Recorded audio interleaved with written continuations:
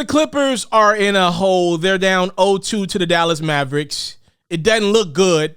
I mean, if I'm a betting man, which I'm not, I would say Dallas is at least going to get 1 out of 2 at home. The way they played on the road, their shooters were great on the road. The Tim Hardaway Juniors of the world, you don't think that's going to translate over when they get some home cooking in Dallas, up 2 games to zip on the Clippers as an underdog?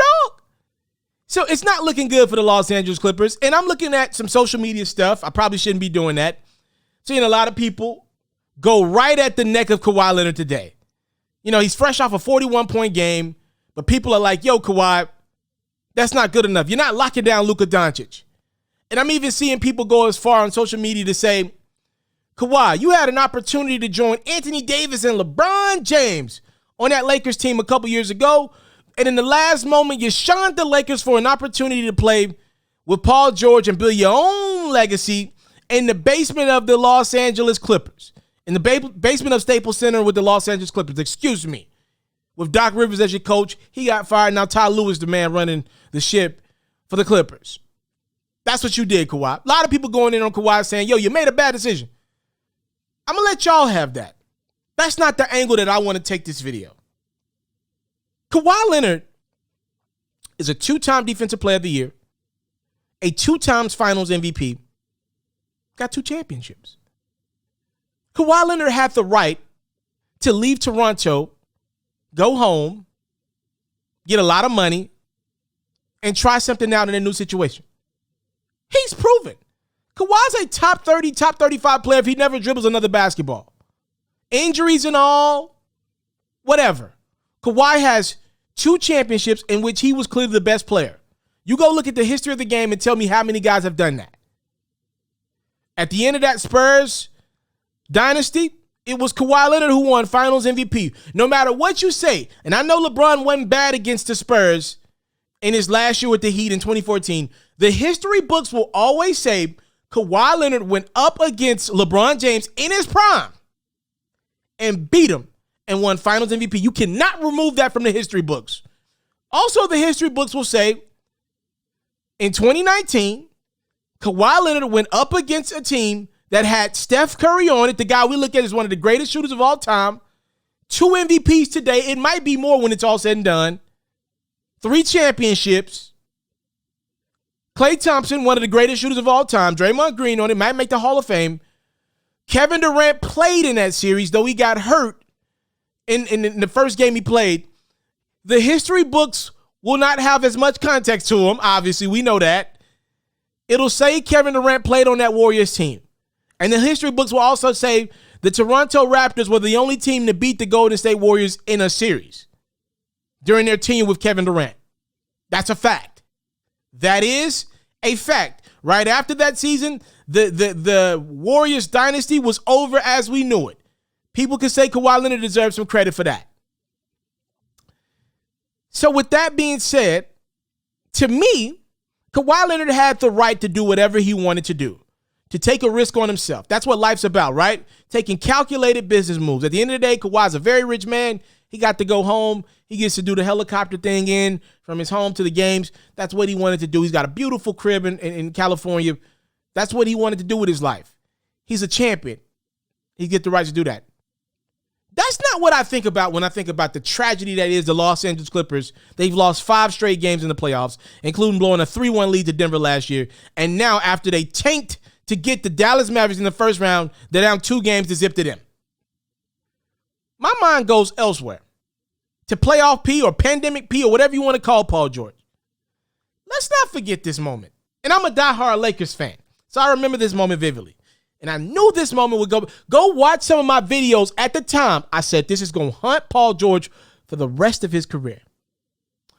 June 30th of 2018. LeBron James was closing in on making his decision to join the Lakers. I don't even think he had made his decision yet. He might have had just made it. Or it was right when LeBron had agreed to talk with Magic and sign with the Lakers. LeBron obviously thought he wasn't coming to LA alone. We had heard rumors for years that if Paul George ever got the chance to join the Lakers, he would do so. Remember, in 2017, he told the Pacers that, like, yo, at the end of the year, I'm leaving. Y'all should get something from me. What did the Pacers do in 2017? They traded Paul George for Victor Oladipo, some other assets as well. So PG had 1 year left in Oklahoma City. Last year in his deal. First year with Oklahoma City. He plays out the year. Thunder were what they were in the playoffs. Bad. Which is what Russell Westbrook and the Thunder have been a lot of his tenure. Russell Westbrook struggling. Playoff P was way off P. Thunder lose. Okay. PG's a free agent. It's 2018. June 30th to be exact. Russell Westbrook and Paul George throw a birthday party. Paul George gets in his feelings, gets all sentimental, and on that stage, not only does he not join the Lakers, he announces that he's not even giving any other team a meeting and that he's re-signing with the Oklahoma City Thunder. I said this is the biggest mistake Paul George can make in his career. And I know Paul George is very impressionable. He seems to be a guy, I'm not going to call that man no grown man, no follower, but he's looking for leadership, I feel like at least. Russell Westbrook, that polarizing personality that has rubbed so many stars the wrong way, including Carmelo Anthony, Kevin Durant. We're talking about alphas in a lot of rooms, like a Carmelo. Even Melo was rubbed the wrong way. He's like, I'm cool on that. Like, Melo didn't even have a job anywhere else. Melo's like, get me up out of there. I can't do that. No, that dude is psycho. He's not crazy. He's psycho. Paul George re-signs with the Oklahoma City Thunder. Literally had no reason to believe that team was going to do any better than what they were. Re-signs with OKC. To give Paul George credit, he was really good. He was top 3 in the MVP conversation that following year, but his shoulders gave out. And Damian Lillard walked off the court with a game-winning three-pointer and made the Thunder walk off the court for good. After that year, Paul George joins the Clippers. Demands a trade out. I ain't mad at that. That's a hard move. That's a good move. But Paul George shunned the Lakers and wouldn't even give Magic Johnson and LeBron James a meeting. You see, people are going to talk about Kawhi Leonard. His legacy is cemented forever. The ridiculousness, the audacity of Paul George, who's from the California area, Palmdale, if I'm not mistaken, went to Fresno State for college. The audacity of him to not even give the Lakers a meeting. And there were ways to construct the contracts for the Lakers to have LeBron, PG, and still go out the next year and go get Anthony Davis or whomever. And he didn't even give the Lakers a meeting. For this, here is a news flash to way off Pandemic P. Not only are you not a number one, I'm not so sure that you are a number 2 on a team that's going after a championship in 2021. He used to be a 1. He used to be a 2 when he was in Indiana on a team that could compete for championships. I'm not so sure if he could be that today. Because when we get to this stage where expectations are placed on you every year, we are watching Paul George crumble. And it's not the fact that he's crumbling. It's basketball, bro. Like, he's rich. I ain't rich. He's rich. I'm sure his life when he goes home is great. It's about the fact that you dissed the Lakers and didn't even give them a meeting, bruh. You did all this because you wanted to compete against LeBron. And you want to know the irony in that? You ain't even had a chance to compete against LeBron because from the Thunder to the Clippers, losing to the Nuggets, now maybe losing to the Mavs, you ain't even had a chance to compete against LeBron. You ain't even been good enough to get there.